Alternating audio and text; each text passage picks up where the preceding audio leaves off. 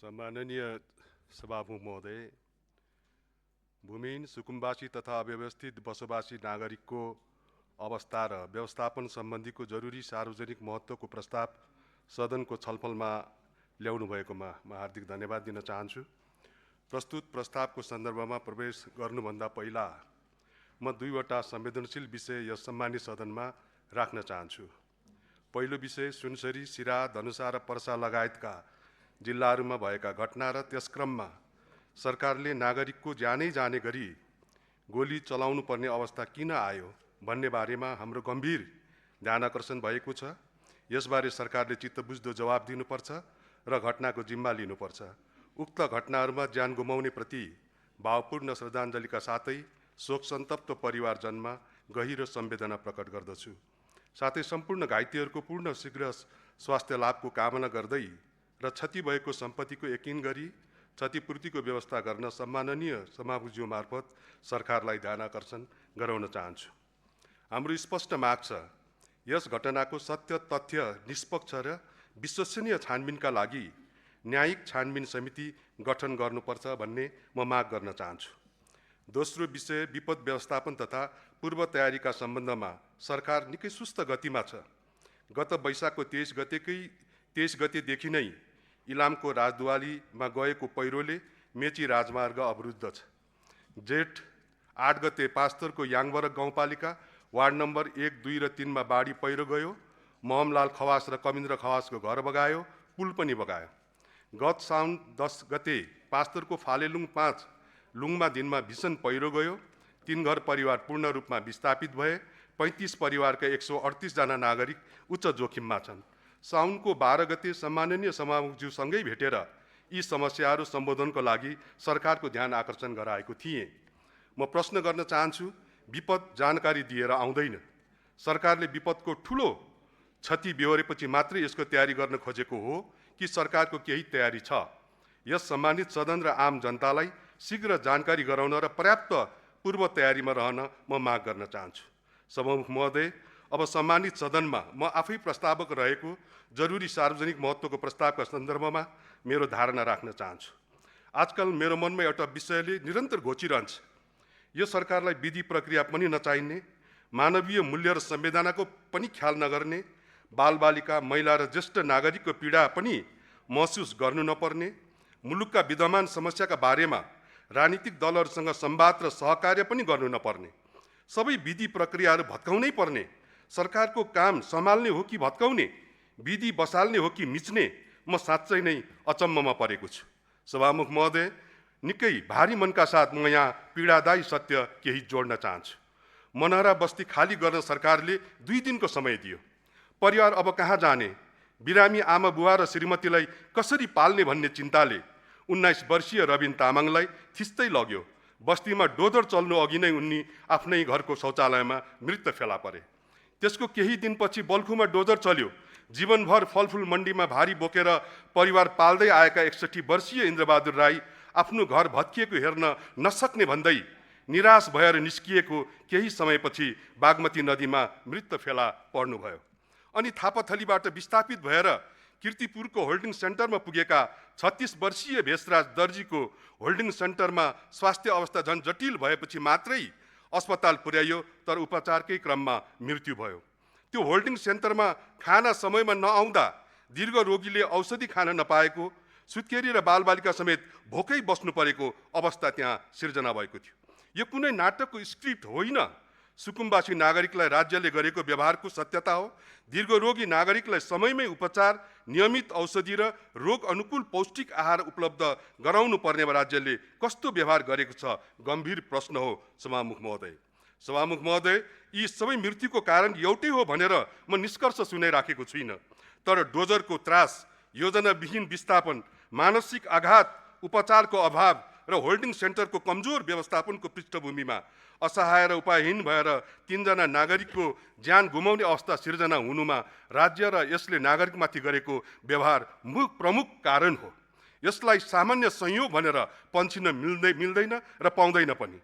डोजरले टहरा मात्र भत्काएको छैन सभामुख महोदय, कसैको बाँच्ने भरोसा भत्काएको छ, कसैको परिवारको सहारा खोसेको छ र कसैलाई बिरामी अवस्थामा न्यूनतम उपचार तथा स्याहार समेत नपाउने ठाउँमा पुर्याएको छ।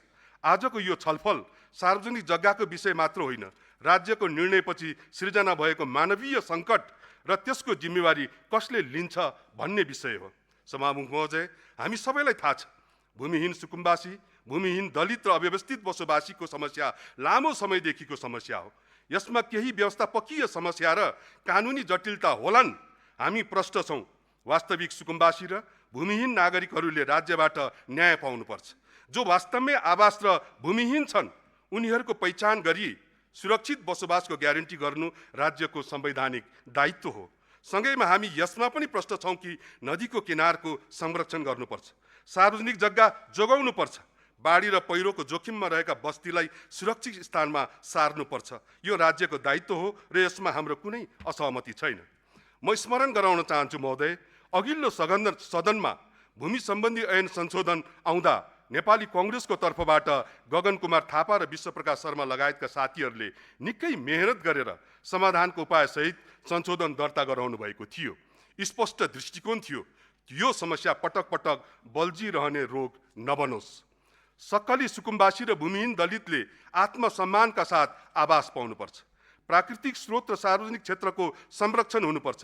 वन क्षेत्र, निकुञ्ज, संवेदनशील क्षेत्रको बसोबास गर्न दिनु हुँदैन, संवेदनशील क्षेत्रमा बसोबास गर्न दिनु हुँदैन। बागमती, मनोहरा जस्ता नदी किनारका वास्तविक सुकुम्बासीलाई राज्यले पहिचान गरी अन्यत्र स्थानान्तरण र पुनर्स्थापना गर्नुपर्दछ। शक्तिको आडमा हदबन्दी भन्दा बढी जग्गा राख्नेहरूको विवरण सार्वजनिक गरी कानुनले अतिक्रमित भएको, कब्जा गरेको, हदबन्दी भन्दा बढी राखेको जग्गा नेपाल सरकारको नाममा ल्याउनुपर्छ र संवेदनशील क्षेत्रमा बसोबास गरेका वास्तविक भूमिहीनको व्यवस्थापनमा प्रयोग गर्नुपर्दछ। वन, निकुञ्ज र सार्वजनिक जग्गा जोगिनु पर्दछ। स्थानीय तहले जग्गा र परिवार पहिचान गरी लाल पूर्जा वितरणको लागि तयारी अवस्थामा रहेको बेला कानुन बन्न सकेन। त्यति बेला प्रतिनिधि सभाबाट पारित भएको उक्त संशोधन तर राष्ट्रिय सभामा पुग्दा संसद विघटनको शिकार बन्यो, परिस्थिति बदलियो। म प्रश्न गर्न चाहन्छु, कसले भनेको थियो व्यवस्थापन नगरौँ भनेर?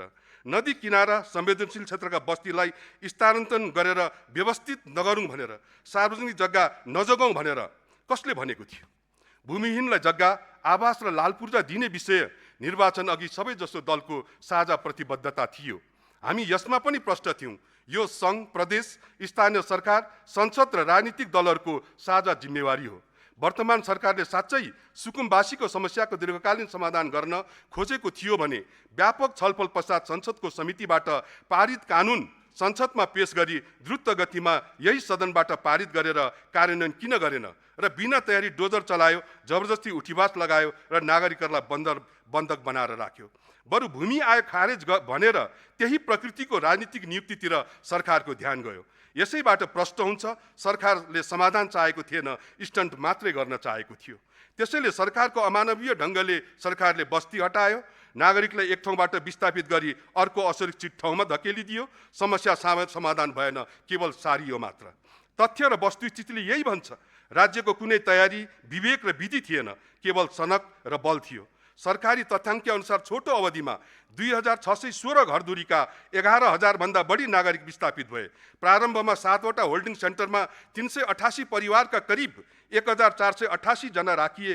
प्रशासनले 10 देखि 15 दिनभित्र उचित बसोबासको व्यवस्था गर्ने भनेको थियो, तर 2 महिनाभन्दा बढी समय बित्दा पनि स्थायी समाधान आएन।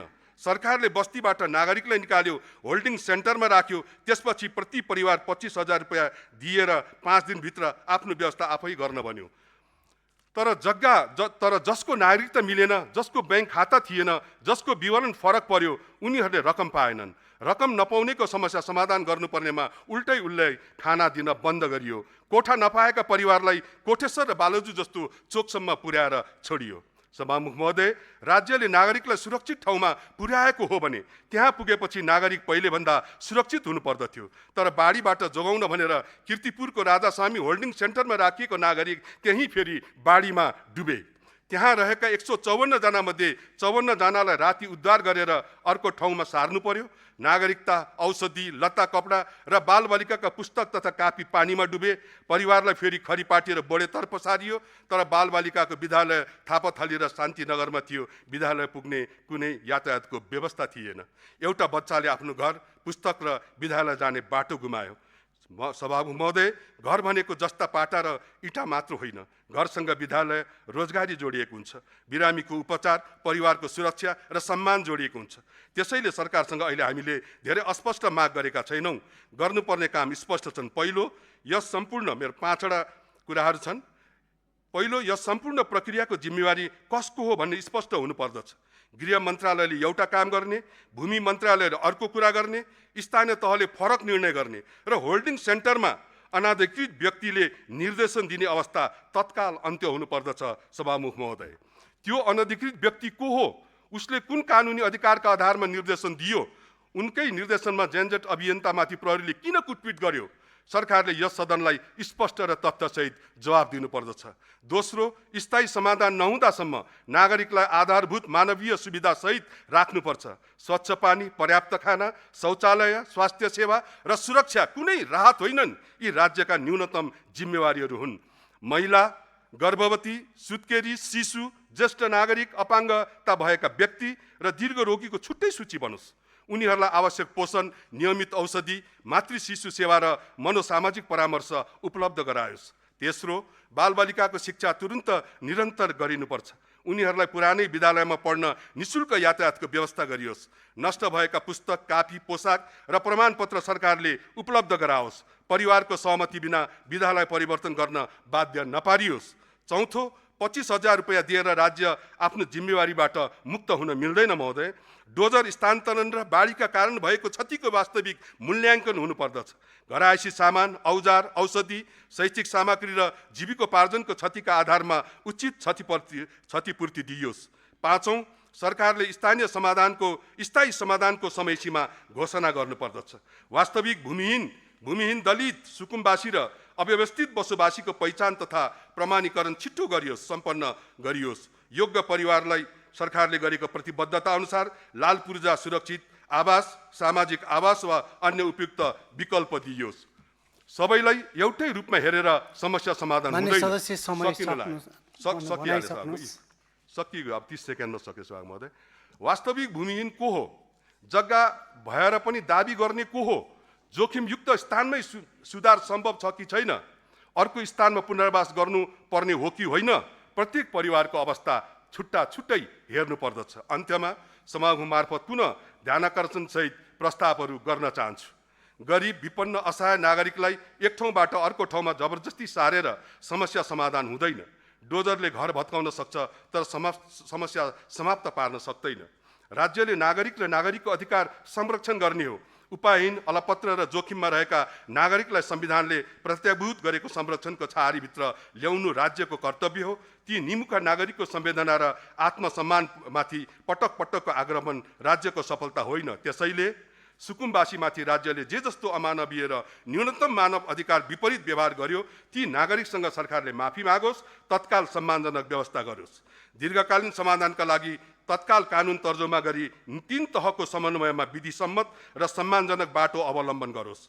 वास्तविक सुकुम्बासी र जोखिम क्षेत्रमा रहेकालाई राज्यले पहिचान गरी प्राथमिकीकरण सहित अन्यत्र उपयुक्त स्थानमा स्थानान्तरण र पुनर्स्थापना गरोस्। शक्तिको आडमा प्राकृतिक स्रोत र सार्वजनिक क्षेत्रको अतिक्रमण गरेका हदबन्दी भन्दा बढी जग्गा राख्नेहरूको विवरण सार्वजनिक गरी अतिक्रमित भएको, कब्जा गरेको, हदबन्दी भन्दा बढी राखेको जग्गा कानुन सम्मत रूपमा नेपाल सरकारको नाममा ल्याओस् र ती जग्गामा संवेदनशील क्षेत्रमा बसोबास गरेका वास्तविक भूमिहीनको व्यवस्थापनमा प्रयोग गरियोस्। वन क्षेत्र र सार्वजनिक क्षेत्रको अतिक्रमण गर्ने रोग र सधैँ बल्झिरहने समस्या सदाको लागि बन्द होस्। यो प्रस्तावको उद्देश्य सरकारलाई दोष लगाएर छलफल समाप्त गर्नका लागि ल्याइएको होइन, तत्काल गर्नुपर्ने कामको साझा कार्ययोजना बनाएर कार्यान्वयन सुरु गर्नका लागि हो। त्यसैले म सम्माननीय सभामुख महोदय मार्फत आग्रह गर्न चाहन्छु, सरकारले 7 दिनभित्र एकीकृत कार्ययोजना सार्वजनिक गरोस्। सम्बन्धित संसदीय समितिले त्यसको नियमित अनुगमन गरोस्। सरकारले प्रत्येक 15 दिनमा प्रगति विवरण समितिमा पेश गरोस् र समस्या समाधान नभएसम्म मासिक रूपमा सदनलाई जानकारी गराओस्। सरकारले जब बाटो बिराउँछ तर संसदले बाटो देखाउनु पर्दछ। यो सिङ्गो सदनको सामूहिक जिम्मेवारी हो। यही अपेक्षासहित यो प्रस्तावमा सदनमा छलफल होस् र प्रस्तावलाई स्वीकार गरी सदनबाट सरकारलाई स्पष्ट समयसीमा सहित निर्देशन होस्। सम्माननीय सभामुख महोदयको अनुमतिले सदन समक्ष यस प्रस्ताव प्रस्तुत गर्दछु। धन्यवाद। जय नेपाल र समयको लागि धेरै धेरै धन्यवाद सभामुख महोदय।